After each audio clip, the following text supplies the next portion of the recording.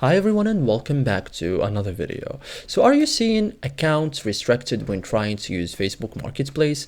This usually means Facebook has temporarily limited your buying, selling or messaging activity due to policy violations or suspicious behavior. So in this guide, I will show you step by step how to fix account restricted on Facebook Marketplace in 2026 cleanly, correctly and like a pro. So first thing first, why your account was restricted. So common reasons include posting prohibited items, too many listings in short time, spam messaging behavior, buyer or seller complaints, suspicious login activity, or previous marketplace violations. So Facebook rarely restricts accounts without a trigger, okay?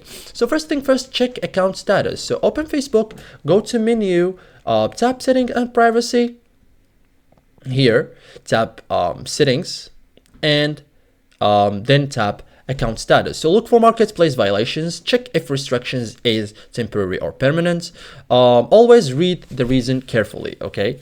So you can also request a review if available. So open the restrictions or restriction notice, tap request review and follow the instructions. Submit explanation politely. So be clear and professional, avoid emotional or aggressive language.